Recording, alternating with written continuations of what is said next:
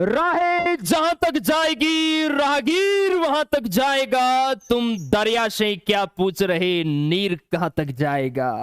खींच धनुष की डोर, साधो निशाना अपनी मंजिल की ओर।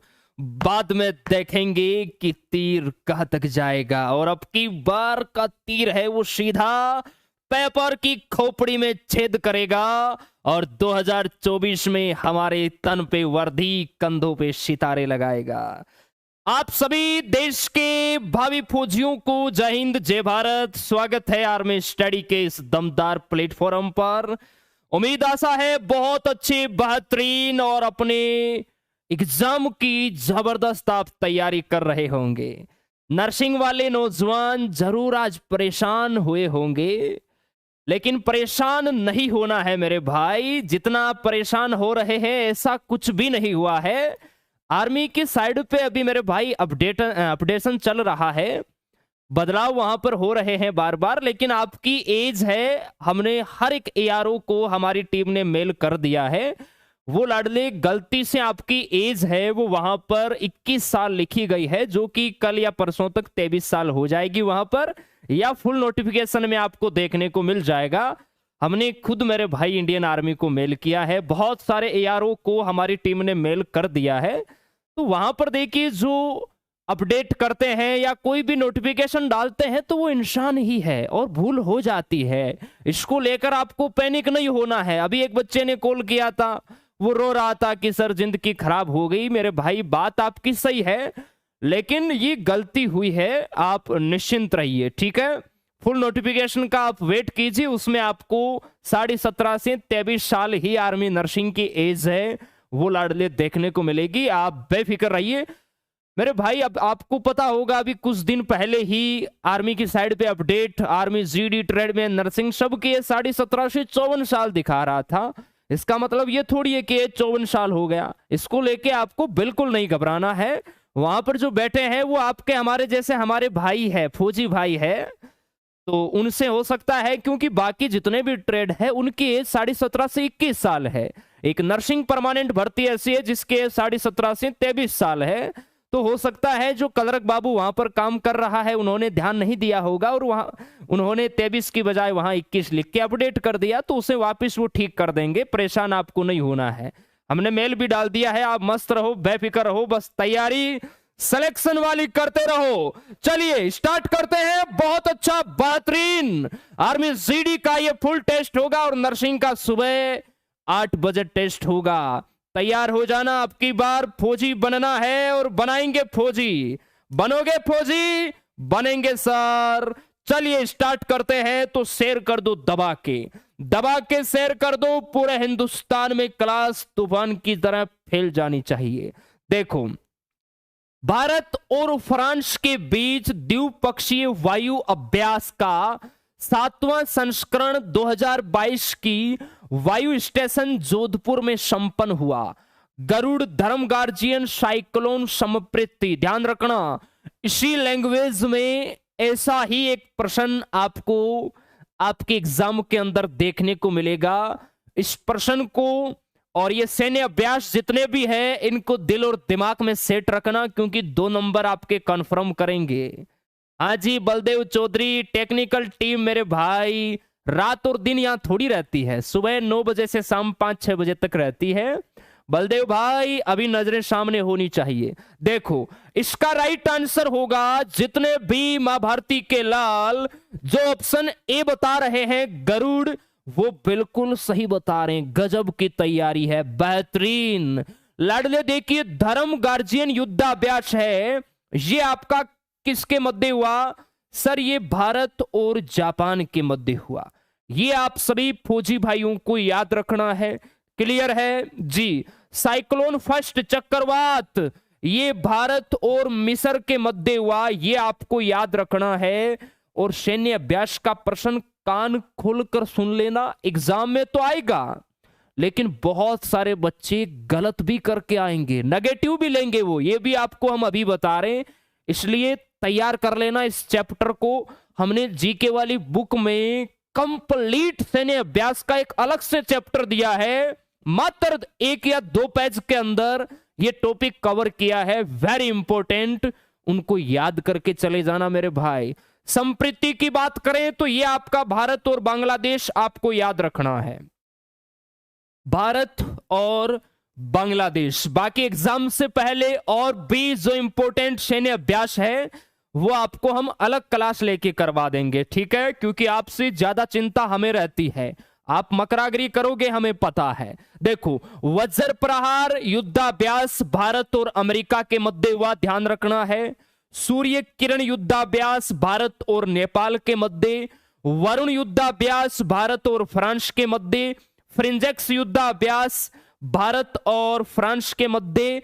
आगे देखो, जिमेक्स युद्धाभ्यास भारत और जापान के मध्य, मैत्री युद्धाभ्यास भारत और थाईलैंड के मध्य, समुद्र शक्ति सैन्य अभ्यास भारत और इंडोनेशिया के मध्य, सिलनेक्स युद्धाभ्यास भारत और श्रीलंका के मध्य। ये आपको ध्यान रखना है। अरे रिकी भाई कह रहे सर आज जीके का बुक आ गया, कैसी लगी बुक मेरे भाई बताओ। अरे नरसिंह की एज लाडले 23, ये कौन कह रहा आपको 21 हो गई यार, क्यों घबरा रहे हो आप? घबराना नहीं है, अभी कहां फुल नोटिफिकेशन आया है। साइड पे कभी 54 साल होता है, कभी 21 होता है, कभी 35 होता है यार, फालतू में अपनी बीपी को हाई करते हो। नजरें सामने, मेहनत पे मेहनत करो, सिलेक्शन लेना है अब की बार। सिमलीपाल टाइगर रिजर्व किस राज्य में स्थित है? ओडिशा, महाराष्ट्र, आंध्र प्रदेश, मध्य प्रदेश। आर्मी जीडी 19 अप्रैल 2023 में यह प्रश्न आया था। सिमलीपाल टाइगर रिजर्व किस राज्य में है? फटाफट सभी मां भारती के लाल बताएंगे। हाँ जी, गजब गजब, लाइक ठोको, शेयर करो दबा के, नजरें सामने होनी चाहिए, मेहनत करो अच्छे से। कैसे हार जाऊं इन तकलीफों के आगे, कैसे हार जाऊं इन तकलीफों के आगे, मेरी तरक्की की आस में मेरे माता पिता कब से बैठे हैं। सर सिमलीपाल टाइगर रिजर्व है, ये है उड़ीसा में। कहां है सर? ये उड़ीसा में है। चलिए और भी जो राष्ट्रीय उद्यान है उनके बारे में आपको बताते हैं। बांदीपुर राष्ट्रीय उद्यान कहां है? सर बांदीपुर राष्ट्रीय उद्यान है, ये कर्नाटक में है। संजय गांधी राष्ट्रीय उद्यान कहां है? ये गुरुदेव महाराष्ट्र में है। कहां है? महाराष्ट्र में। साइलेंट वैली राष्ट्रीय उद्यान कहां है? गुरुदेव केरल में है। बहुत बढ़िया। जिम कार्बेट नेशनल पार्क देश का पहला राष्ट्रीय उद्यान, गुरुदेव ये कहां है? जिम कार्बेट सर उत्तराखंड में है। ये आप सभी प्यारे प्यारे फौजी भाइयों को याद रखना है। सुंदरवन राष्ट्रीय उद्यान हद से ज्यादा इंपॉर्टेंट है, पश्चिम बंगाल। दिल और दिमाग में सेट कर लेना मेरे भाई, दिल और दिमाग में ये प्रश्न ही रहना चाहिए और कुछ नहीं रहना चाहिए। नागरहोल राष्ट्रीय उद्यान कहां है? ये गुरुदेव कर्नाटक में है। ये आप सभी लाडलों को याद रखना है। सेशन को शेयर करो यार, भर्ती आ गई है, भर्ती का बिगुल बज चुका है। आपका ध्यान किधर है? आपकी भर्ती आ चुकी है, भर्ती इधर है मेरे भाई। किधर है सर? यही तो है आपकी भर्ती, पेपर में यही आने वाले हैं। सर एज 5 सही करवा दो, मतलब मेरे भाई हम समझे नहीं यार। काजीरंगा राष्ट्रीय उद्यान एक सींग वाले गैंडे के लिए प्रसिद्ध है और यह है असम में। भितरकनिका राष्ट्रीय उद्यान सर यह है उड़ीसा में। कैबुल लामजाऊ राष्ट्रीय उद्यान सर यह है मणिपुर में। कंचनजंगा राष्ट्रीय उद्यान कहां है? सभी प्यारे प्यारे फौजी भाई बताएंगे। सर कंचनजंगा है, ये सिक्किम में है। कोई बातें नहीं करेगा यार, तुम बातें करते हो ना फिर कहोगे सर आप डांट लगा रहे हैं। दच्चीग्राम कहां है? सर J&K में। दुधवा राष्ट्रीय उद्यान कहां है? सर यूपी में। और इंदिरा गांधी राष्ट्रीय उद्यान सर तमिलनाडु में। ये आप सभी प्यारे प्यारे फौजी भाइयों को याद रखना है। हाँ जी आगे चलें, चलो sir next question. Jimmy corner खिलाड़ी किस खेल से संबंधित है? टेनिस। जिमी कॉर्नर्स खिलाड़ी किस खेल से संबंधित है? टेनिस, भारोत्तोलन, भाला फेंक, फुटबॉल। आप देख सकते हैं आर्मी एग्जाम 25/8/2019 फौज के पेपर में पूछा गया प्रश्न है। वीकली टेस्ट में 32 क्वेश्चन करेक्ट हुए हैं। मेरे भाई 32 करेक्ट हुए हैं, अच्छी बात है। अभी भी आपके पास 2-3 महीने का समय है, अच्छी मेहनत करो। अगले वीकली टेस्ट में आपका 32 से स्कोर है वो ज्यादा होना चाहिए, 35 तक आपका स्कोर जाना चाहिए, ठीक है। ओके गुरुदेव। चलो, जिमी कॉर्नर खिलाड़ी किस खेल से संबंधित है? सर इनका संबंध है टेनिस से। मीराबाई चानू का संबंध? सर मीराबाई चानू का जो संबंध है ये भारोत्तोलन से है। नीरज चोपड़ा का संबंध किससे है? सर नीरज चोपड़ा, द्वंद्व कहां तक पाला जाए, युद्ध कहां तक टाला जाए, तू भी है राणा का वंशज, फेंक जहां तक भाला जाए, भाला फेंक से है। आपका रोनाल्डो है, सुनील छेत्री है, इनका संबंध लाडले फुटबॉल से है। इनके खिलाड़ी बहुत इंपॉर्टेंट रहते हैं, एग्जाम के अंदर सीधा प्रश्न आता है यहां से। नेक्स्ट है आसियान का पूरा नाम आपको बताना है। आसियान का पूरा नाम आप सभी को बताना है। आसियान की स्थापना की बात करें कि सर इसकी स्थापना कब हुई? लाडले इसकी स्थापना आपकी 8 अगस्त 1967 में हुई। ये आप सभी लाडलों को याद रखना है।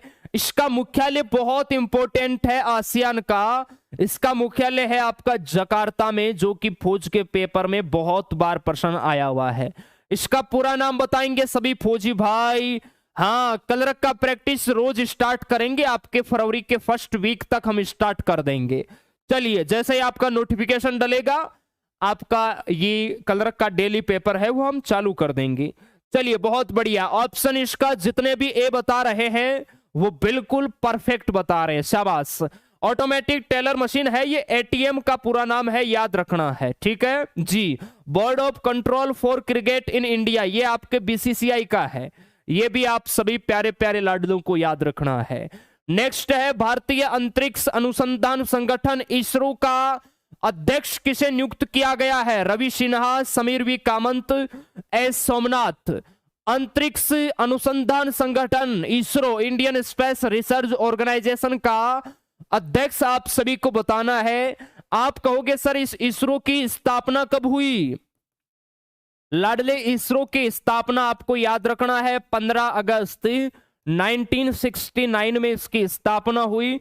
इसका जो आपका हेडक्वार्टर है, मुख्यालय है, सीधा प्रश्न आता है बेंगलुरु। आप सभी प्यारे प्यारे फौजी भाइयों को याद रखना है। आप कहोगे सर इसरो की वर्तमान अध्यक्ष है एस सोमनाथ। कौन है? एस सोमनाथ। वर्तमान में भारत के रॉ प्रमुख कौन है? रवि सिन्हा। वर्तमान में डीआरडीओ के अध्यक्ष कौन है? Doctor Sameer V Kamath. ये आपको याद रखना है। चलो, नेक्स्ट है, हाल ही में तेलंगाना के मुख्यमंत्री, बहुत बार आपको करवा दिया है। सर इतनी बार क्यों करवाते हो? इसलिए करवाते हैं क्योंकि आपको यहां से आइडिया पता रहे कि मुख्यमंत्री और राज्यपाल का प्रश्न एग्जाम में 100% आना कन्फर्म है, गलत नहीं होना चाहिए। आप देख सकते हैं यहां पर तेलंगाना के जो सीएम साहब है ना, वो आपको बता रहे हैं कि मैं आ रहा हूं आपके एग्जाम के अंदर, दिल थाम के बैठे रहिए, इंतजार करो, सबर का मैया बंद ना टूटे, गला किस्मत का घोटूंगा, बस चंद महीने बाकी है, मां तेरा लाल फौजी बनकर लौटेगा। रेवत रेड्डी जी, रेवत रेड्डी का ये इशारा है कि आपका ध्यान किधर है, मैं आ रहा हूं आपके पेपर में। चलिए, रेवत रेड्डी। इंदर सेना रेड्डी कौन है भाई, कोई बताएगा? योगी आदित्यनाथ है, ये यूपी के सीएम है। पुष्कर सिंह धामी उत्तराखंड के हैं। चलिए, नेक्स्ट है बुद्ध चरित किताब किसने लिखी? बुद्ध चरित किताब किसने लिखी? ये आप सभी प्यारे प्यारे लाडलों को बताना है। आने दे दबा के, बहुत बढ़िया, शाबाश पवन भाई, गजब की तैयारी है। सर 10th में फेल हूं। भाई फेल हो तो लाडले दोबारा 10th करो, जब फेल ही हो गए तो उसको लेकर उसका मतलब उसके बारे में बताने से क्या मतलब है, दोबारा पढ़ाई करो अगर फेल हो तो। चलिए, बहुत बढ़िया। देखो, बुद्ध चरितम किताब है, ये अश्व घोष द्वारा लिखी गई, आपको याद रखना है। और पंचतंत्र की बात करें तो ये विष्णु शर्मा द्वारा लिखी गई है। राजतृंगिणी की बात करें तो लाडले राजतृंगिणी है, ये आपकी कल्हण द्वारा लिखी गई है। मेघदूत की बात करें तो ये है आपके कवि कालिदास जी द्वारा लिखी गई, आपको याद रखना है। क्लियर है जी, एकदम गुरुदेव क्लियर है। आगे देखो, नेक्स्ट है रामकृष्ण मिशन के संस्थापक कौन है। वेरी वेरी इंपॉर्टेंट प्रश्न है आपके एग्जाम में। रामकृष्ण मिशन के संस्थापक आप सभी फौजी भाइयों को बताना है। आने दो दबा के, बिल्कुल बहुत बढ़िया। हाँ जी, शाबाश, आंसर आने दो यार, आंसर। रामकृष्ण मिशन के संस्थापक आप कहोगे सर स्वामी विवेकानंद जी। उठो जागो और तब तक मत रुको जब तक लक्ष्य की प्राप्ति ना हो। ध्यान रखना, रामकृष्ण मिशन की स्थापना कब हुई? 1897 में स्वामी विवेकानंद जी ने की। ये आप सभी प्यारे प्यारे फौजी भाइयों को याद रखना है। सत्य शोधक समाज की स्थापना 1873 में ज्योतिबा फुले ने की। कब की सर? 1873 में। किसकी की सर? सत्य शोधक समाज की स्थापना। सत्य शोधक समाज की स्थापना, ये आपको याद रखना है। रविंद्रनाथ टैगोर जी है तो लाडले, इन्हें आप अच्छी तरीके से जानते हैं। बहुत बार आर्मी के पेपर में प्रश्न आता है कि भारत का या एशिया का पहला व्यक्ति कौन है जिसे नोबेल पुरस्कार मिला। वो है रविंद्रनाथ टैगोर।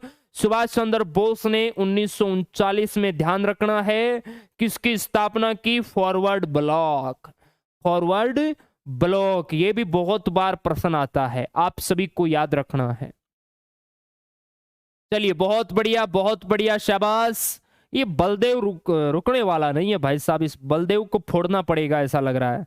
अरे बलदेव पिटाई करवाना चाहता है या नहीं? अरे सर नहीं, सुधर जाऊंगा। चलो देखो, महत्वपूर्ण इंपोर्टेंट बिंदु है जो एग्जाम के अंदर पूछे जाते हैं लाडले। आत्मीय सभा की स्थापना, आत्मीय सभा की स्थापना 1815 में किसने की? आप कहोगे सर राजा राम मोहन राय। किसने सर? राजा राम मोहन राय। ये आप सभी प्यारे प्यारे फौजी भाइयों को याद रखना है। क्लियर है? ब्रह्म समाज की स्थापना कब हुई? 1828 में।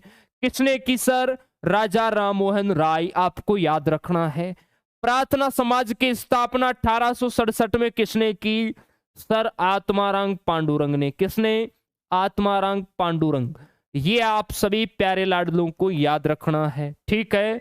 आर्य समाज की स्थापना 1875 में किसने की? सर स्वामी दयानंद सरस्वती ने। किसने सर? स्वामी दयानंद सरस्वती ने आर्य समाज की स्थापना सन 1875 गिरगांव मुंबई में। रामकृष्ण मिशन की स्थापना 1897 में किसने की सर? स्वामी विवेकानंद जी। किसने सर? स्वामी विवेकानंद जी। ये आप सभी लाडलों को याद रखना है। यहां से प्रश्न आपके एग्जाम में लाडले सीधा पूछा जाता है। सत्य शोधक समाज की स्थापना किसने की? सर ज्योतिबा फुले ने। किसने की? ज्योतिबा फुले। ये आपको याद रखना है, ठीक है जी। फॉरवर्ड ब्लॉक 1939 सुभाष चंद्र बोस, आपको याद रखना है।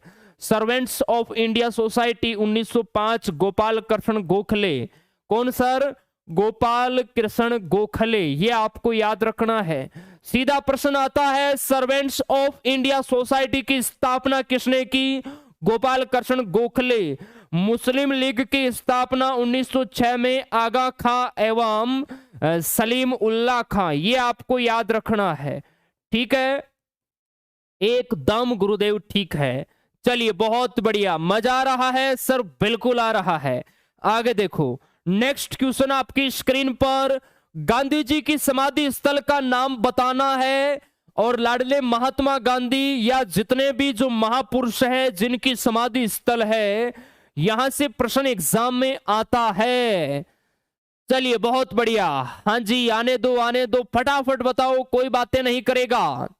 आपको देखिए एज से लेके बहुत सारे बच्चों को डाउट है, तो कोई दिक्कत नहीं है, सुबह एक हमारा वीडियो आ जाएगा, इस पे आपके डाउट क्लियर कर देंगे। अभी आप पढ़ाई पे ध्यान दो यार। महात्मा गांधी की समाधि स्थल का नाम कहां है? कौन सी है? सर राजघाट है। प्यारे बच्चों याद रखना, राजघाट कहाँ है? ये प्रश्न आर्मी के एग्जाम में आया हुआ है। आप कहोगे सर देश की राजधानी दिल्ली में है, आप सभी को याद रखना है। चलिए, महापुरुषों की समाधि स्थल है, उनके दर्शन आपके करवा ही देते हैं। हेडिंग डालो महापुरुषों की समाधि स्थल, और लिखना है, दिल और दिमाग में सेट रखना है, राजघाट किसकी समाधि स्थल का नाम है?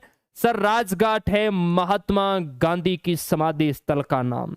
ठीक है, एकदम ठीक है। चलिए, शांतिवन देश के पहले प्रधानमंत्री पंडित जवाहरलाल नेहरू की समाधि स्थल का नाम।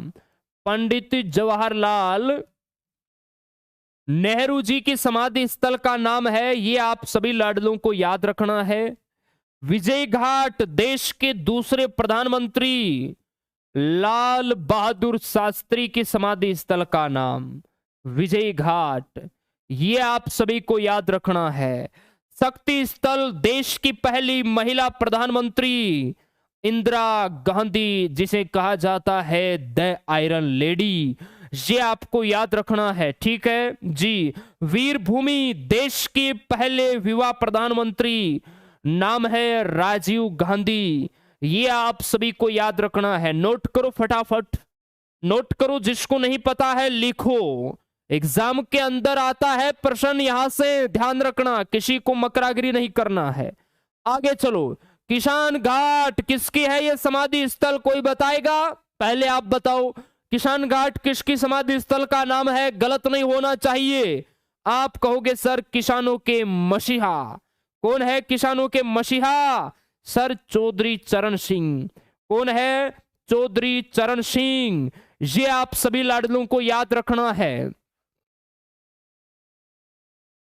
चौधरी चरण सिंह, ये आपको याद रखना है। चौधरी चरण सिंह की समाधि स्थल का नाम है किसान घाट। सर एक जीके की मैराथन क्लास दो, आप यूट्यूब पे सर्च करना army GK marathon by Biju sir, आपको 10 घंटे की मैराथन क्लासें मिल जाएगी। महाप्रयाण घाट देश के पहले राष्ट्रपति डॉक्टर राजेंद्र प्रसाद, जिसे कहा जाता है बिहार का गांधी, इनकी समाधि स्थल का नाम है महाप्रयाण घाट। अभय घाट किसकी समाधि स्थल का नाम है? अभय घाट, बताइए, देखते हैं आपकी तैयारी कैसी है। अभय घाट किसकी समाधि स्थल का नाम है? कोई बताएगा? आपको बताना है अभय घाट, ये आपके लिए HW है, अभी बताना है, अभी थोड़ी देर में हम आपको बता देंगे, तब तक आप बताइए। समता स्थल यह है जगजीवन की समाधि स्थल का नाम, जगजीवन राम। ठीक है जी। चैत्र भूमि संविधान निर्माता बाबा साहेब भीमराव अंबेडकर, भीमराव अंबेडकर की समाधि स्थल का नाम है, ये आप सभी प्यारे फौजी भाइयों को याद रखना है। अभय घाट किसकी है? बिल्कुल मुकेश भाई ने सही बताया है सर, अभय घाट है मोरारजी देसाई की। किसकी है सर? मोरारजी देसाई। बहुत बढ़िया, गजब की तैयारी। बस अपने आप पर कॉन्फिडेंस रखो यार कि हाँ मुझे आता है। आपकी तैयारी बहुत अच्छी है, बस कॉन्फिडेंस की कमी है, और वो कॉन्फिडेंस कब आएगा? जब आप आर्मी स्टडी के टेस्ट लगाओगे एप्लीकेशन में, ऑल इंडिया रैंकिंग टेस्ट लगाओगे ना, तो वहां से कॉन्फिडेंस आएगा आपको। चलो देखो, रूसी क्रांति का जनक किसे कहा जाता है? लेनिन, लुई 16वां, वर्गीज कुरियन, हीरालाल चौधरी। रूसी क्रांति का जनक किसे कहा जाता है? सर रूसी क्रांति का जनक लेनिन को कहा जाता है। ठीक है जी। फ्रांस का राजा लुई 16वां है। श्वेत क्रांति का जनक है वर्गीज कुरियन। नीली क्रांति का जनक है डॉक्टर हीरालाल चौधरी। ये आपको याद रखना है। नेक्स्ट है मौलिक अधिकार भारतीय संविधान के किस अनुच्छेद में है? मौलिक अधिकारों के बारे में आपको बताना है। मौलिक अधिकार कहां से लिए गए हैं? तो ये अमेरिका के संविधान से लिए गए हैं, ये आपको याद रखना है। मौलिक अधिकार, बहुत अच्छा बेहतरीन प्रश्न है। मौलिक अधिकार संविधान के किस भाग में है? भाग 3 में है मौलिक अधिकार, भाग 3 में है, ये आपको ध्यान रखना है। अनुच्छेद की बात करें तो 12 से 35 क्लियर है। भाग 2 में ध्यान रखना है आपको, भाग 2 की बात करें तो भाग 2 में है आपका नागरिकता। क्या है सर? भाग 2 में है नागरिकता। और आज ही जो बच्चे वीर फौजी वाले हैं उनके पॉलिटिकल की क्लास एप्लीकेशन में स्टार्ट हुई है, बाकी मिशन फौजी वालों की तो नेक्स्ट मंथ में होगी। अनुच्छेद की बात करें नागरिकता 5 से 11 आपको ध्यान रखना है। और लाडले भाग 4 की बात करें, भाग 4 की तो उसमें है आपका नीति निर्देशक तत्व है। नीति निर्देशक तत्व आपको याद रखना है। क्लियर है जी? अनुच्छेद है आपका 36 से 51। और भाग 4 क की बात करें लाडले, भाग 4 क की बात करें तो उसमें है आपका मूल कर्तव्य। मूल कर्तव्य ये संविधान के किस अनुच्छेद में है? अनुच्छेद 51 क में है। ये आप सभी लाडलों को याद रखना है। चलिए आगे देखो, नेक्स्ट प्रश्न है आपकी स्क्रीन पर। नेक्स्ट है भारतीय महिला क्रिकेट टीम के नए कोच कौन बने हैं? एक प्रश्न इस प्रकार का खेल का प्रश्न आएगा आपके एग्जाम में, अभी आपको बता रहे हैं। बताइए महिला क्रिकेट टीम के नए कोच कौन बने हैं? आने दो फटाफट। आप कहोगे सर अमोल मजूमदार बने हैं। याद कर लेना, महिला क्रिकेट टीम के नए कोच बने हैं अमोल मजूमदार। फोटो भी आप देख सकते हैं। नेक्स्ट है पंडित रविशंकर का संबंध किससे है? सितार, संतूर, तबला, सरोद। पंडित रविशंकर का संबंध आप सभी को बताना है। आप कहोगे सर पंडित रविशंकर का संबंध सितार से है। पंडित शिव कुमार शर्मा का संबंध, शिव कुमार शर्मा का संबंध याद रखना। पंडित शिव कुमार शर्मा जी का संबंध संतूर से है। उस्ताद जाकिर हुसैन का संबंध, उस्ताद जाकिर हुसैन का संबंध तबला से है। अजमद अली खां का संबंध भी आपको याद रखना है। अजमद अली खां का संबंध किससे है? सर सरोद से है। क्लियर है? आपको बताना है उस्ताद बिस्मिल्लाह खां का संबंध किससे है? सभी प्यारे बच्चों को बताना है। नेक्स्ट है राष्ट्रकूट राजवंश का संस्थापक। लाडले देखिए इतिहास के प्रश्न आपके एग्जाम में कन्फर्म की बात करें तो 2 आएगा, और अगर इतिहास में फौज वाले जाते हैं तो 3 आ सकता है, बाकी 2 तो 100% आएगा। एक प्रश्न तो आएगा, या तो आपसे पूछा जाएगा किसी भी राजवंश का संस्थापक, या आपसे राजधानी पूछ सकता है। यह कन्फर्म है, इन दोनों में से एक प्रश्न आपको मिलेगा। और एक आएगा आपका लाडले जबरदस्त बेहतरीन वाला प्रश्न, जो आपको पता ये कैसा आता है। चलिए, राष्ट्रकूट राजवंश का है दंती दुर्ग, मौर्य वंश का है चंद्रगुप्त मौर्य। ये आप सभी फौजी भाइयों को याद रखना है। और गुप्त वंश का संस्थापक कौन है? सर श्री गुप्त है। हर्यक वंश का संस्थापक कौन है? गुरुदेव हर्यक वंश का संस्थापक है बिंबिसार। नेक्स्ट है महात्मा गांधी के द्वारा प्रकाशित किया गया पत्रिका का नाम। बताइए गांधी जी की पत्रिका का नाम आप सभी प्यारे प्यारे फौजी भाइयों को बताना है। आने दीजिए, राइट आंसर क्या होगा? बहुत बढ़िया, शाबाश। महात्मा गांधी के द्वारा प्रकाशित किया गया पत्रिका है यंग इंडिया। ये आपको ध्यान रखना है। क्लियर है जी? लाला लाजपत राय की पत्रिका है आपकी पंजाब केसरी, लाला लाजपत राय। ये आप सभी फौजी भाइयों को ध्यान रखना है। क्लियर है मेरे राजा? बिल्कुल क्लियर है। द इंडियन स्ट्रगल, यह है आपके सुभाष चंद्र बोस, याद रखना, उनकी पुस्तक है the Indian struggle discovery of India. यह है पंडित जवाहरलाल नेहरू जी, उनकी पुस्तक। चलिए अब ईमानदारी से सभी देश के भावी फौजी बताएंगे 15 में से आपका स्कोर कितना रहा। और आगे आपका साइंस का बहुत अच्छा बेहतरीन टेस्ट होगा। हम डीएस सर को बुलाते हैं। करो आप बताओ राइट आंसर।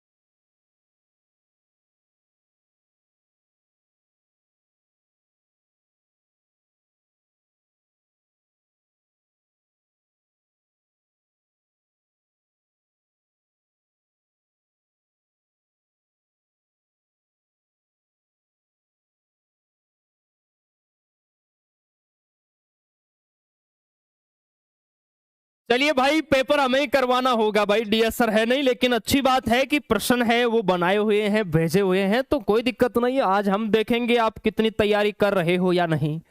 चलिए, स्कोर आपका जीके में गजब का है भाई साहब, गजब का है। और आप मान के चलो, यहां पर आप अगर स्कोर 15 में से 12-13 कर रहे हैं ना, तो पेपर के अंदर मेरे भाई इससे 1 नंबर कम या 1 नंबर ज्यादा ही आपका होने वाला है, ये हमारा वादा है। आप बेफिक्र रहो। बताइए, पोटेशियम परमैंगनेट का रासायनिक सूत्र KMnO4HCl H2SO4HNO3। पोटेशियम परमैंगनेट का रासायनिक सूत्र, लाडले ध्यान रखना, आर्मी जीडी वाले जितने भी बच्चे हैं, केमिस्ट्री की जो फॉर्मूले हैं, जो रासायनिक सूत्र है, इनको दिल और दिमाग में सेट कर लेना। एक प्रश्न यहां से आपके एग्जाम में 100% लाडले छपेगा, ये हम आपको अभी बता रहे हैं, बाद में मत कहना कि सर गलत हो गया। एक प्रश्न 100% आता है रासायनिक सूत्रों का। आप कहोगे सर पोटेशियम परमैंगनेट का सूत्र है KMnO4, ऑप्शन ए राइट होगा। ये आपका हाइड्रोलिक अम्ल है HCl, पेट की जो अम्लीयता दूर है ना, वो यही अमल करता है। ये अम्लों का राजा है आपका सल्फ्यूरिक अम्ल, सल्फ्यूरिक अम्ल, ये आप सभी लाडलों को याद रखना है। सीधा प्रश्न आता है, अम्लों का राजा किसे कहा जाता है? ये आपका है नाइट्रिक अम्ल, HNO3, नाइट्रिक अम्ल, ये आपको ध्यान रखना है। और आर्मी जीडी में ये पूछा गया प्रश्न भी है। चलो नेक्स्ट क्वेश्चन का जवाब दो। आवेश में किसका प्रवाह होता है? प्रोटॉन, कण, इलेक्ट्रॉन, इनमें से कोई नहीं। आर्मी ट्रेडमैन के पेपर में यह प्रश्न आया हुआ है, हमें याद है। बताओ भाई साहब क्या होगा इसका राइट आंसर? प्रश्न को देख के बता देते हैं कि फौज के कौन से साल में यह प्रश्न पूछा गया था। बताओ, आवेश में किसका प्रवाह होता है?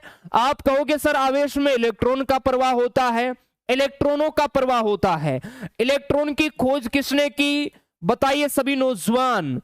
इलेक्ट्रॉन की खोज की आपका जे थॉमसन, ये आपको याद रखना है। जे थॉमसन, आप सभी प्यारे प्यारे फौजी भाइयों को याद रखना है। चलिए नेक्स्ट है, वायुदाब किस यंत्र से मापा जाता है? वायुदाब मापने वाला यंत्र आप सभी लाडलों को बताना है। हाँ जी शिवम भाई, बहुत बढ़िया, शाबाश। रविंदर, उमेश, नर्सिंग में एज कम कर दिया क्या गुरुजी? अरे रोना नहीं है, कहां कम कर दिया यार, वो बेचारे आर्मी वाले अपना काम कर रहे हैं, आप इधर परेशान हो रहे हैं। उनसे गलती हो गई है, उन्हें माफ कर दो सर, उन्हें माफ कर दिया जाए। कर दो, माफ कर दो भाई साहब, गलती हो जाती है यार, कभी कभार हमसे भी तो होती है कि हम जैसे बताना तो इसका ये चाहते हैं, टिक लगा देते हैं इस पे। इसका मतलब ये थोड़ी है कि वायुदाब है ये अल्टीमीटर से मापा जाता है, नहीं, ये बैरोमीटर से ही मापा जाएगा, हमारे टिक लगाने से चेंज थोड़ी होगा। अरे गुरुदेव नहीं होगा, आप निश्चिंत रहिए। ऐसा देखिए, अभी अगर एज का होता ना तो ये पहले न्यूज़पेपर के अंदर सारी चीजें हो जाती है, ऐसे अचानक एज को कम थोड़ी किया जाता है। चलो, वायुदाब किस यंत्र से मापा जाता है? बैरोमीटर से मापा जाता है। थर्मामीटर से तापमान मापा जाता है। फेदोमीटर से समुद्र की गहराई मापी जाती है। समुद्र की गहराई किससे मापी जाती है? गुरुदेव फेदोमीटर से। अल्टीमीटर से आपकी वायुयानों की ऊंचाई मापी जाती है, वायुयानों की ऊंचाई, ये आप सभी लाडलों को याद रखना है। चलो नेक्स्ट क्वेश्चन, संघ सिलेंट्रेटा के प्रमुख उदाहरण है हाइड्रा, मूंगा, जेलफिश और सभी। संघ सिलेंट्रेटा के प्रमुख उदाहरण आप सभी को बताना है। बताओ भाई साहब, आने दो आने दो। हाँ, ट्रेडमैन की एज तो मेरे भाई 21 साल ही है, वो साइड पे मेरे भाई कुछ काम चल रहा होगा, वो अपडेट कर रहे हैं, पुराना डाटा है तो उसको 2024 के रिक्वायरमेंट के अकॉर्डिंग वो अपडेट कर रहे हैं। तो आप बेफिक्र रहिए, आपको फालतू में पैनिक नहीं होना है। सर सिंह सिलेट्रेटा के उदाहरण है हाइड्रा है, मूंगा है, जेलफिश है, सभी है, ये तो सारे ही उदाहरण है सर, बहुत बढ़िया, ऑल, शाबाश। लोहे को जंग लगने की प्रक्रिया क्या कहलाती है? यह प्रश्न बहुत बार आर्मी जीडी के पेपर में आता है। लोहे पर जंग लगने की प्रक्रिया, बच्चे वहां पर रासायनिक परिवर्तन ढूंढते हैं, एग्जाम के अंदर ऑक्सीकरण ही आपको मिलेगा कंफ्यूज करने के लिए। ऑक्सीकरण, रासायनिक अभिक्रिया, इसमें कंफ्यूज नहीं होना है। सर बुक की रेट क्या है? फ्लिपकार्ट, अमेजोन पे देखो जाके। पेट्रोल को शुद्ध करने की विधि है प्रभाजी आसवन, आसवन, कण द्वारा, इनमें से कोई नहीं। पेट्रोल को शुद्ध करने की विधि, यह भी आपका आर्मी जीडी में आया हुआ है। पेट्रोल को शुद्ध प्रभाजी आसवन विधि द्वारा किया जाता है, यह आपको याद रखना है। नेक्स्ट है पटाखों का हरा रंग किसके कारण होता है। अरे जो पटाखा फोड़ते हो ना आप होली दीपावली या आपका जब सिलेक्शन होगा तब आप सभी को बताना है कि उसका जो हरा रंग है वो किसके कारण होता है। सर बेरियम के कारण होता है। हमारे जो ये बाल है, हमारे जो ये नाखून है ना लाडले, इनमें कौन सी प्रोटीन होती है, कैरोटीन। याद रखना, बाल व नाखून में आप सभी फौजी भाइयों को याद रखना है। ठीक है गुरुदेव, अब की बार याद रखेंगे, फौजी बनेंगे। टेफ्लिन नॉन स्टील बर्तनों की जो परत होती है लाडले, ध्यान रखना, नॉन स्टिक बर्तनों की जो परत होती है वो किसकी बनी होती है। सर टेफ्लॉन की बनी होती है। आगे देखो, निम्नलिखित में से विटामिन ए की कमी से रोग होता है। विटामिन ए की कमी से आपको रोग बताना है। विटामिन ए, इसकी खोज किसने की। सर विटामिन ए की खोज की मैकुलम ने। किसने की गुरुदेव, मैकुलम ने की। और याद रखना, अगर हम बात करें आपके एग्जाम में 15 क्वेश्चन आते हैं, किसके आते हैं सर, जनरल साइंस के आते हैं। इन 15 में से ध्यान रखना, आपके एग्जाम में जो सबसे ज्यादा साइंस के प्रश्न आते हैं ना वो आते हैं बायोलॉजी के। क्लियर है।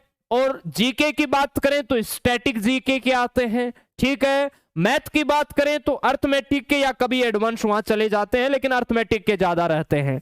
तो ये आप सभी को ध्यान रखना है। देखिए जीके में आपको पता है, जीके की अगर बात करूं तो स्टैटिक जीके में 6 से 8 प्रश्न आ जाते हैं। बायोलॉजी की बात करूं तो लाडले 6 से 8 प्रश्न तो सीधे सीधे बायोलॉजी से आते हैं। बायोलॉजी में भी ये विटामिन एकमात्र ऐसा चैप्टर है जो एक प्रश्न हर शिफ्ट में हर बार देके जाएगा आपको, यह वादा है हमारा। चलिए, विटामिन ए की कमी से रात का अंधत्व होता है सर। विटामिन सी की बात करें तो मसूड़े से संबंधित है। इंसुलिन की कमी से सर मधुमेह रोग होता है, ये आपको ध्यान रखना है। आयोडीन की कमी से गलगंड घेंगा रोग होता है। नपुंसकता विटामिन ई की कमी से होने वाला रोग है, ये आपको याद रखना है। नेक्स्ट है, पागल कुत्ते के काटने से कौन सी बीमारी होती है। Dengue, chikungunya, plague, rabies. पागल कुत्ते के काटने से आप सभी को बताना है। पागल कुत्ते के काटने से सर, पागल कुत्ते के काटने से रेबीज होती है। रेबीज वायरस जनित रोग है, यह आप सभी फौजी भाइयों को याद रखना है।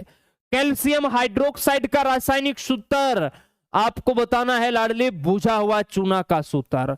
बुझा हुआ चूना का सूत्र बताइए। बहुत अच्छा, बेहतरीन। CaOH का whole square 2 D2OH2O, calcium hydroxide का रासायनिक सूत्र। अब देखिए बहुत सारे बच्चों को नहीं पता रहता है कि इसका सूत्र क्या है, तो लाडले देखिए ऑप्शन के अकॉर्डिंग आप कर सकते हैं। आप सबको पता है H2O किसका सूत्र है, ये सर जल का है। D2O ये है भारी जल का है, भारी पानी भारी जल का, ये आपको याद रखना है। Deuterium oxide. बचे हैं 2 ऑप्शन। अब आपसे पूछा है कि बुझा हुआ चूना का सूत्र, बुझा हुआ चूना का सूत्र, इसका मतलब जल के अणु इसमें उपस्थित रहेंगे। तो यहां पर ये रहा आपका H2 जल, तो ऑप्शन इसका बी राइट हो जाएगा। CaO कैल्शियम ऑक्साइड, ये है आपका बिना बुझा चूना का सूत्र। बिना बुझा चूना का सूत्र, ये आप सभी प्यारे प्यारे मां भारती के वीर योद्धाओं को याद रखना है। चलिए नेक्स्ट है, स्टेनलेस स्टील किन धातुओं का मिश्रण है। बहुत इंपॉर्टेंट है, ये प्रश्न आएगा। स्टेनलेस स्टील फीकरनी, इसकी ट्रिक है लाडले, फीकरनी। फीकरनी ये है इसकी ट्रिक, अगर ये आपको पता है तो आराम से कर दोगे। फी से आपका बनेगा Fe यानी लोहा। ठीक है। कर से आपका बन जाएगा क्रोमोमियम। कौन सा सर, क्रोमोमियम। और नी से आपका बनेगा निकिल। क्या बनेगा सर, निकिल। तो किस ऑप्शन में है, लोहा, क्रोमोमियम, निकिल ऑप्शन सी में है। ये आप सभी लोडलों को याद रखना है। तांबा और टिन, इससे मिलकर बनता है कांसा। और लाडले तांबा और जस्ता से क्या बनता है, पीतल। पिताजी पीतल, पीतल को ताज पहनाओ। ता से तांबा, जैसे जस्ता। अपनी अपनी ट्रिक अपने अकॉर्डिंग सेट रखो अपनी खोपड़ी के अंदर। आगे देखो, विस्थापन के परिवर्तन की दर को क्या कहते हैं? त्वरण, वेग, शक्ति, बल। विस्थापन के परिवर्तन की दर को क्या कहा जाता है? बताइए क्या कहते हैं? आप कहोगे सर विस्थापन की यहां पर बात चल रही है, वेग इज राइट आंसर होगा, वेग। और किसी वस्तु के वेग में परिवर्तन की दर को त्वरण कहा जाता है।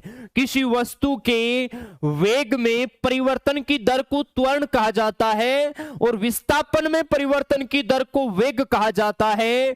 शक्ति, पावर, इसका मात्रक वॉट होता है, यह आपको ध्यान रखना है। बल के एसआई यूनिट आपकी न्यूटन होती है और ये आर्मी जीडी दोनों के अंदर प्रश्न पूछा हुआ है। चलो, CFC क्लोरोफ्लोरोकार्बन गैस का अन्य नाम आपको बताना है। CFC बताइए फटाफट। बहुत अच्छा, बेहतरीन प्रश्न है। CFC क्लोरोफ्लोरोकार्बन, इसका अन्य नाम क्या है? सर फ्रियोन है। क्या है? फ्रियोन। यह है आपकी CH4 जिसे मार्स कहा जाता है। हास्य गैस है आपकी N2O नाइट्रस ऑक्साइड, ये भारी गैस, भूरी गैस, ये कुछ नहीं। चलो आगे देखो, जल को शुद्ध किस गैस से किया जाता है? नाइट्रोजन, अमोनिया, क्लोरीन, प्रभाजी आसवन। जल का शुद्धिकरण कौन सी गैस से होता है, ये आपको बताना है। आप कहोगे सर जल का शुद्धिकरण क्लोरीन से होता है, क्लोरीन से। आप सभी बताइए पृथ्वी में, वायुमंडल में नाइट्रोजन का परसेंट कितना होता है? बहुत बार आता है यह प्रश्न, सभी बच्चे बताएंगे। सांप किस प्राणी वर्ग में आता है? सांप है, ये कौन से प्राणी वर्ग में आता है, ये आपको बताना है। हाँ जी, बहुत बढ़िया, सांप है, आपको पता है ये सरीसृप में आता है। चलिए बताइए अब आपके कितने प्रश्न यहां पर राइट बैठे हैं? कितने राइट बैठे हैं आपके? 30 में से अब तक। आगे आपका बहुत अच्छा, बेहतरीन, जबरदस्त जो टेस्ट होने वाला है वो किसका होगा? वो होगा मैथ का। MS गुरु आ चुके हैं पूरी ताकत के साथ। हाँ भाई, वायुमंडल में नाइट्रोजन 21 नहीं 78% होती है। जो 78 बता रहे हैं, बिल्कुल मजे करो, बेड़ा पार है तुम्हारा। चलिए बहुत बढ़िया, अच्छी तैयारी है आपकी, बेहतरीन है सर, मजा आ गया, बिल्कुल मजा आएगा आपके तन पे जब वर्दी कंधों पे सितारे लगेगी। मेहनत करो, हमारी शुभकामनाएं आपके साथ है। आइए गुरु, MS गुरु आ चुके हैं, पूरा टेस्ट आपको लगाना है। जय हिंद, जय भारत, धन्यवाद।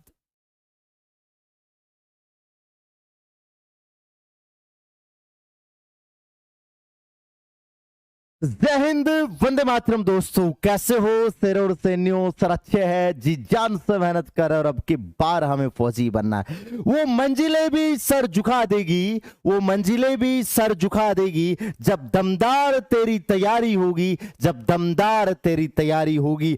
मुट्ठी में होगा तेरा हर सपना, मुट्ठी में होगा तेरा हर सपना। जब किताबों के संग तेरी यारी होगी, जब किताबों के संग तेरी यारी होगी, तो लाडलो यदि किताबों को खोल के पी जाओगे ना, तो लाडले हर सपना तुम्हारी मुट्ठी में होगा और सपना पूरा करने का सपना भी साकार हो जाएगा। जो माता पिता आस लगाए बैठे हैं ना, उनका सपना भी क्या हो जाएगा? पूरा। बिना देरी के साथ टेस्ट की क्या कर देते हैं, शुरुआत कर देते हैं। देखिए आप बोलोगे देखना लाडले खांसी चल गई लाडले, क्या कर देखिए आ जाइए। आप बोलोगे कि सर आज अंगुली से ही काम चलाएंगे लाडले, ठीक है जी। अब देखो सर, पहले क्या करेंगे सर? भाग। पहले क्या करेंगे? भाग। तो आप बोलोगे कि सर 121 में 11 का भाग दो। 121 में किसका भाग दो? 121 में 11 का भाग दो। भाग देने पर कितना आ जाएगा सर? 11 आ जाएगा, 11। तो बोलोगे कि सर ये 11 आ जाएगा, 11। अब सर इसको गुणा करवा दो, तो 0.1 को 0.1 से गुणा करोगे। पहले तो पॉइंट को भूल जाओ, 1 को 1 से गुणा करवा दो। 1 को 1 से गुणा करोगे 1 आ जाएगा। अब पॉइंट 1 पर है, 1 पर है, तो पॉइंट कितने पर है? 2 पर है, तो 2 पर पॉइंट लगेगा। बोलोगे हाँ जी सर। प्लस कितना है सर? प्लस 11 है। तो आंसर कितना हो गया? 11.01 है। आंसर कितना हो गया? बी आंसर हो जाएगा, बी। तो जिनका बी परफेक्ट दिया है आंसर, वो एकदम परफेक्ट तरीके से सही है। क्लियर है जी गुरु जी? क्लियर है, कोई दिक्कत इसमें नहीं है। अगला प्रश्न देखिए, आराम से इसको सोल्व कीजिए। इसको सोल्व करके बताना है कि भाई इसके क्या आंसर आएंगे। देखिए आप बोलोगे कि सर यहां से देखें तो 2 की पावर 4 मतलब 2 को 4 बार लिखो, बताया ना 2 को कितनी बार लिखो, 2 को 4 बार लिखो। तो 2 को 4 बार लिख के गुणा करवाओगे ना, 2 को 4 बार लिख के गुणा करवाओगे ना तो ये आ जाएगा 16। क्लियर है जी। इनटू ऐसे ही 2 को 5 बार लिखना है। 2 को कितनी बार लिखना है, 2 को 5 बार लिखना है। तो 2 को 5 बार लिख के गुणा करवाओगे ना तो ये आपका आ जाएगा कितना, 32। कितना आ जाएगा सर, 32 आ जाएगा। अब 16 को 32 से गुणा करोगे ना तो ये लाडलो आ जाएगा 512। कौन सा ऑप्शन सही है, सी ऑप्शन आपका एकदम परफेक्ट आंसर सही है। एकदम नॉर्मल पर्सन है, ध्वजा आसानी से उड़ा सकते हो। अब आप बोलोगे देखिए यहां से क्या बात निकलती है, देखिए एक वर्गाकार मैदान का कर्ण 60 है और क्षेत्रफल निकालना। मैदान का कर्ण का मतलब होता है विखंड दे रखा है। कर्ण का मतलब क्या होता है, मैदान का, वर्गाकार मैदान का कर्ण होता है ना वो किसका काम करता है, विकर्ण का। तो विकर्ण से क्षेत्रफल कैसे निकालते हैं बताइए लाडले। विकर्ण से क्षेत्रफल का फॉर्मूला क्या होता है, तो क्षेत्रफल का फॉर्मूला होता है विकर्ण का स्क्वायर, क्या है सर, विकर्ण का स्क्वायर बटा कितना हो गया, 2। बोलोगे यस सर। तो आप बोलोगे कि सर विकर्ण का स्क्वायर बटा 2 हो गया। आप बोलोगे सर विकर्ण कितना है, 60 है, तो लिख दो 60 का स्क्वायर बटा 2। 60 का स्क्वायर बटा 2, तो 60 का स्क्वायर 3600 होता है, 3600। और 3600 में 2 का भाग दे दो, कितना आंसर आ जाएगा, 1800। कौन सा ऑप्शन सही है सर, बी ऑप्शन आपका परफेक्ट आंसर है, सही है। इसमें कोई दिक्कत वाली बात नहीं होनी चाहिए। लाडलो में एक बार पानी पीऊंगा ना ये प्रश्न का जवाब कीजिए तब तक आप। मैं एक बार पानी की सख्त आवश्यकता है लाडले, है ना जी। मैं एक बार पानी पी लेता हूं तब तक तुम ये प्रश्न करो, ठीक है जी।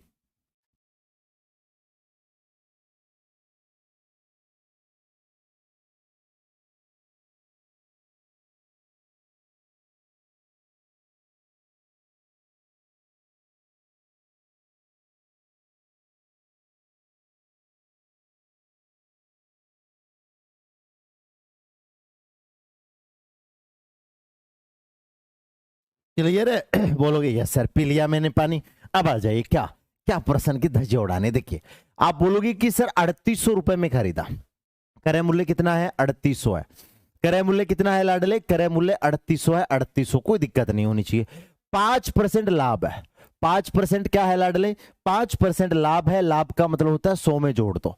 लाभ का मतलब क्या होता है लाडले, लाभ का मतलब होता है 100 में जोड़ दो, तो कितना हो गया, 105 बटा 100 हो गया, 105 बटा 100। तो 2 जीरो से 2 जीरो कट गया, क्या बचा सर, 38 इंटू 105 बच गया। तो बोलोगे सर गुणा करवा दो। गुणा करवाएंगे कितना आएगा लाडले, यहां से देखिए सर गुणा करवाएंगे तो 5 4 9, ये नहीं हो सकता, ये नहीं हो सकता, ये नहीं हो सकता। आपका एक ही ऑप्शन होगा, कौन सा सर, सी ऑप्शन आपका परफेक्ट आंसर हो जाएगा। गुणा करवाओगे कितना आएगा, 3990 आपका परफेक्ट आंसर हो जाएगा। क्लियर है जी गुरु जी, क्लियर। 3 और 12 का मध्य अनुपात निकालो। 3 और 12 का क्या निकालो सर, 3 और 12 का हमें क्या निकालना है, मध्य अनुपात निकालना। कैसे निकालेंगे देखिए, तो आप बोलोगे सर मध्य अनुपात का फॉर्मूला होता है अंडर रूट, दोनों को गुणा करवा के रूट निकाल दो। दोनों को गुणा करवा के क्या निकाल दो सर, रूट। दोनों को गुणा करवाओ रूट निकालो, दोनों को गुणा करवाओ रूट निकालो। अब आप बोलोगे कि सर यहां से देखो फर्स्ट कितना है 3, सेकंड कितना है सर 12, तो बताओ कितना हो गया 36। तो आप बताओ रूट 36 का मान कितना होता है, रूट 36 का मान 6 होता है। रूट 36 का मान कितना होता है, 6। कौन सा ऑप्शन सही है, बी ऑप्शन आपका परफेक्ट आंसर सही है। कभी भी आपसे मध्य अनुपात पूछ ले तो उसका कंसेप्ट होता है under root first into second. अगला देखिए, अगला प्रश्न क्या, आप बोलोगे कि सर ये बड़े प्यार से देखिए, क्लियर है जी। तो आप बोलोगे कि सर यहां से सोल्व करना आराम से, जल्दीबाजी नहीं है। तो सर पहले तो भाग दे लीजिए, भाग देते ही कितना आ जाएगा सर, 3 आ जाएगा, 3 भाग दीजिए 3 आ जाएगा सर, क्या हो जाएगा 4 इंटू 5, 4 इंटू 5 माइनस 3 इंटू 3 हो गया सर, कोई दिक्कत नहीं है। अब आप बोलोगे कि सर यहां से देखो ये कितना हो गया, 20 हो गया, और ये कितना हो गया सर 9, घटाएंगे आंसर कितना आ जाएगा, 11 आ जाएगा। कौन सा ऑप्शन सही है, सी ऑप्शन आपका एकदम परफेक्ट आंसर सही है। पहले भाग देंगे, फिर गुणा करेंगे, और फिर क्या करेंगे लाडले, फिर अपन घटा देंगे। अब देखो ये आयतन का प्रश्न आया, किसका प्रश्न आया है, आयतन का। तो मैंने क्या कहा था, जब भी आयतन का प्रश्न आ जाए ना तो 11 का भाग दे लो। जब भी लाडले, आज पता नहीं गला में क्या अटक गया है, ठीक है जी, मतलब बार बार बोलने पर दिक्कत हो रही है। देखिए आप बोलोगे कि सर अर्धव्यास हमें 21 सेंटीमीटर दे रखा है, 21 को क्या बोलते हैं, अर्धव्यास को अपन त्रिज्या बोलते हैं, त्रिज्या। तो त्रिज्या कितनी है सर, त्रिज्या आपकी 21 है। क्लियर है जी। मैंने कहा था 11 का भाग देख के चेक कर लो, तो सर 11 का भाग इसमें जाता है, नहीं जाता सर। 11 का भाग बोलोगे कि सर 11 का भाग इसमें जा रहा है बी ऑप्शन में, 11 का भाग सर इसमें जाता है, नहीं जाता। 11 का भाग सर इसमें जाता है, नहीं जाता। 11 का भाग सिर्फ एक ही ऑप्शन में जा रहा है 11 का भाग जा रहा है ना, वो 11 का भाग सिर्फ एक ही ऑप्शन में जा रहा है। 11 का भाग है ना, वो सिर्फ एक ही ऑप्शन में जा रहा है। तो आपका कौन सा ऑप्शन हो जाएगा, बी ऑप्शन आपका परफेक्ट आंसर सही है। तरीका लगाना चाहते हो तो आयतन का फॉर्मूला होता है 4/3 pi r cube. 4/3 pi r cube होता है, तो 4/3 लिख दो, पाई का मान 22/7 लिख दो, और बोलोगे कि सर त्रिज्या को 3 बार लिख दो। त्रिज्या को कितनी बार लिख दो, त्रिज्या को 3 बार लिख दो। सोल्व कर लो, आपका यही आंसर आएगा। लेकिन मैंने कह रखा है कि जब भी क्षेत्रमिति की बात हो ना, क्षेत्रमिति की बात हो तो आप उसमें 11 का भाग जरूर देख के चेक कीजिए, वही आपका आंसर हो जाएगा। क्लियर है जी। आपके आर्मी में 100% लग जाएगा, तो मस्त रहिए। अब बोलोगे सर अगला प्रश्न देखिए, किस धन का 4% वार्षिक दर से 3 वर्ष में साधारण ब्याज, 3 वर्ष में साधारण ब्याज 36 रुपए हो जाएगा। हमें मूलधन निकालना है, तो मैंने बताया कि ब्याज का फॉर्मूला होता है आरटी।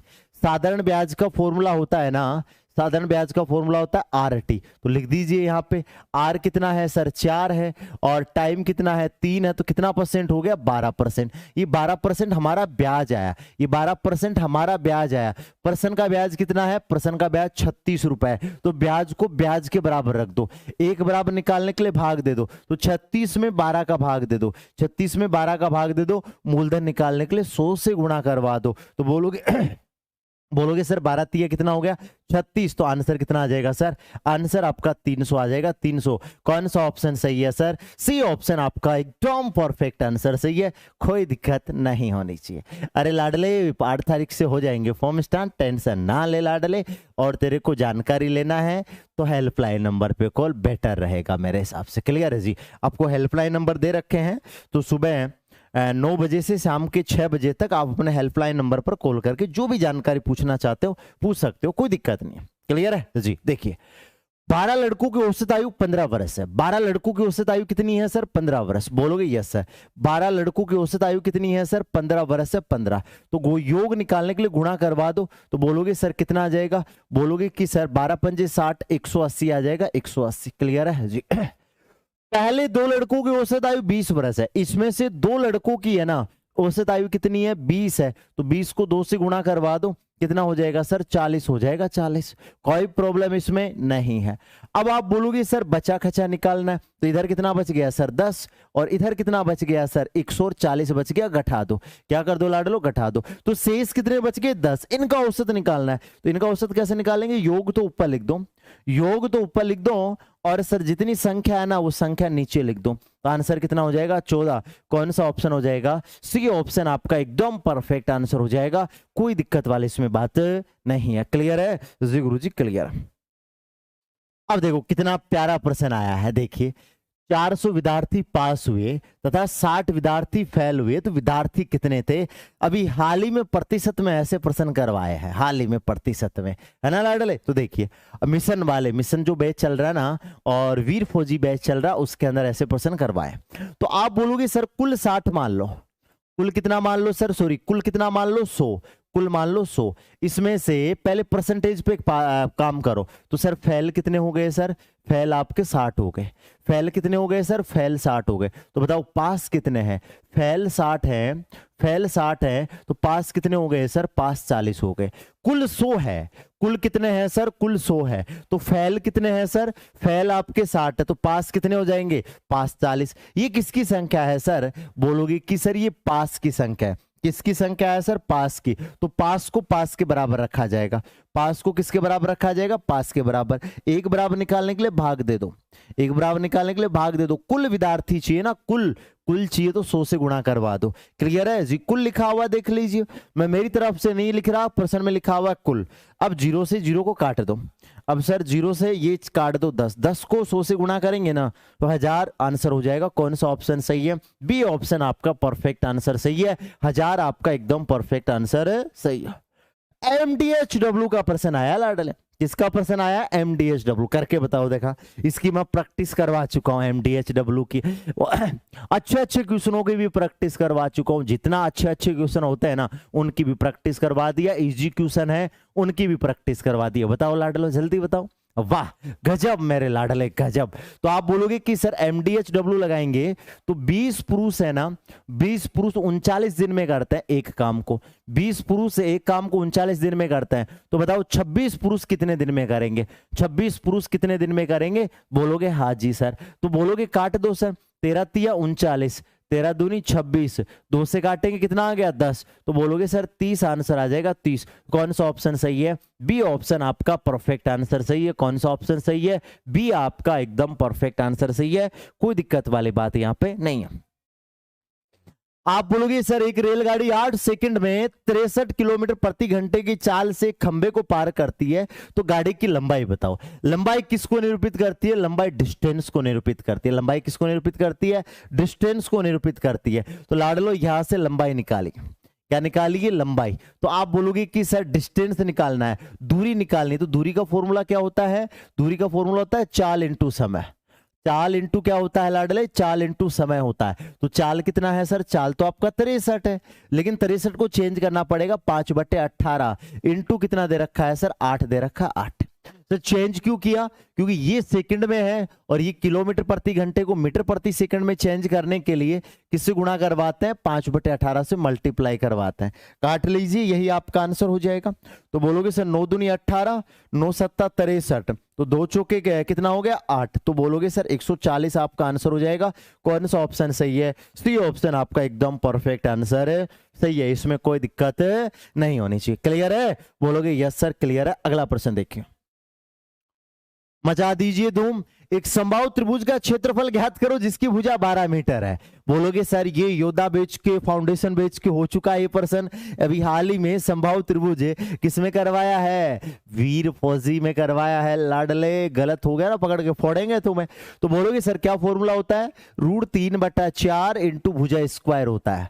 यही तो होता है समबाहु त्रिभुज का क्षेत्रफल। यस सर यही होता है। तो बोलोगे कि सर √3/4 इंटू भुजा स्क्वायर, तो 12 का स्क्वायर, तो 12 को 2 बार लिख दो। 12 को कितनी बार लिख दो सर? 2 बार लिख दो। तो 4 तिया 12, तो बोलोगे सर 36 √3 हो जाएगा। 36 √3। तो कौन सा ऑप्शन सही है? बी ऑप्शन आपका परफेक्ट आंसर है, सही है। कोई दिक्कत वाली बात नहीं है। अरे गर्ल रुक जा रे बाबू, रुक जा रे, रुक जा रे, अच्छा नहीं करते रे। ठीक है, अगला प्रश्न देखिए। निम्न में से परिमेय संख्या है, निम्न में से परिमेय संख्या बताइए जिनका नंबर सिस्टम पड़ा हुआ है, गलत नहीं होना चाहिए। सर निम्न में से परिमेय संख्या है, तो आप बोलोगे सर ये तो अपरिमेय है। ठीक है जी, ये भी क्या है? अपरिमेय है, क्यों? इसका रूट नहीं निकाल पाएंगे। ये भी क्या है सर? अपरिमेय है। इसका मैं रूट निकाल सकता हूं। इसका रूट कितना है? 2, और वो क्या होती है सर? परिमेय होती है, परिमेय। कौन सा ऑप्शन सही है? पहला ही ऑप्शन आपका एकदम परफेक्ट आंसर सही है। कौन सा ऑप्शन सर? पहला ही ऑप्शन आपका एकदम परफेक्ट आंसर सही है। इसमें कोई दिक्कत नहीं होनी चाहिए।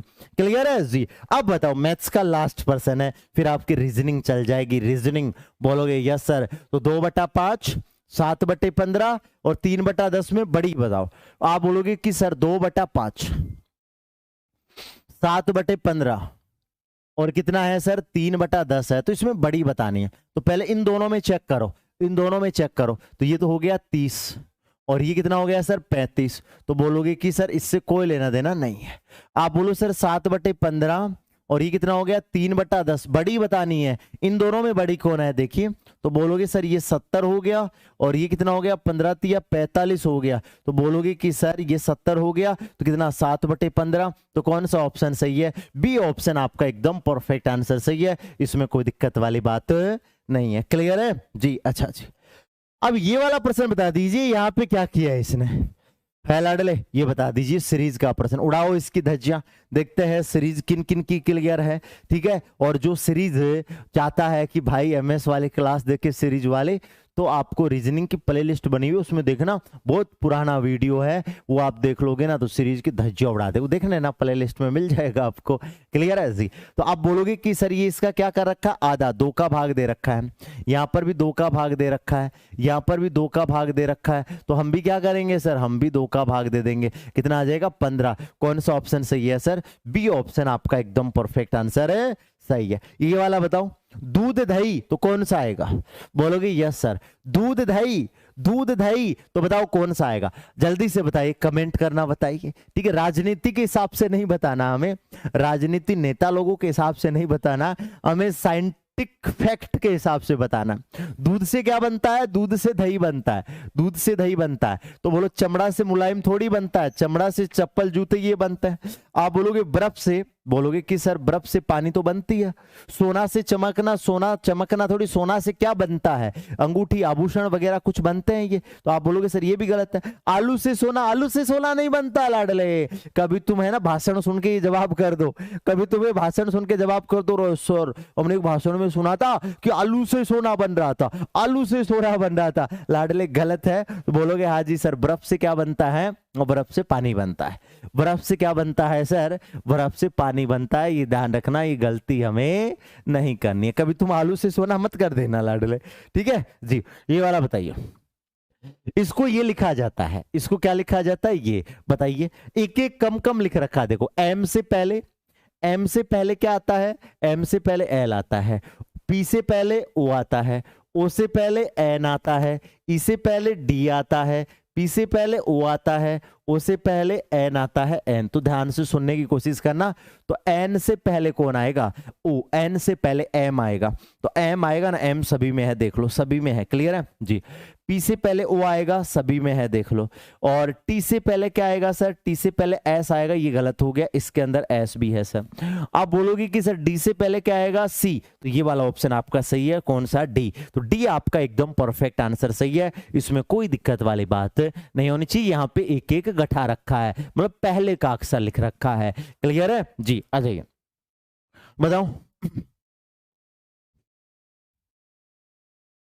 बताओ, इनको सही क्रम में जचाना है, इनको सही क्रम में जचाना है, जचा के बताइए कौन कौन आएगा, जचा के बताइए।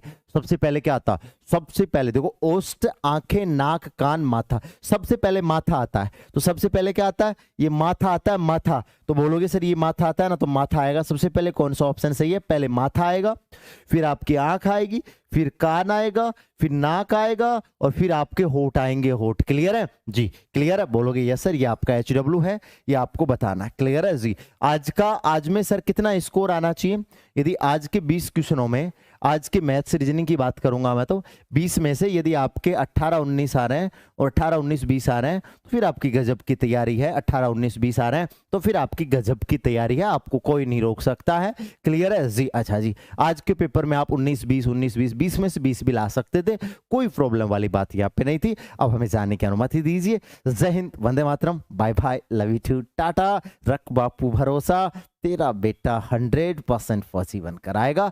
650 वाली प्रैक्टिस क्लास देखा करो लाडले, निकलने मुझे मत कहना कि सर हमारी ये चीजें वीक रह गई थी। 650 पे मैं हमेशा प्रैक्टिस सेशन करवा रहा हूं स्पेशल आर्मी के लिए, ठीक है। अब हमें जाने की अनुमति दीजिए। जय हिंद।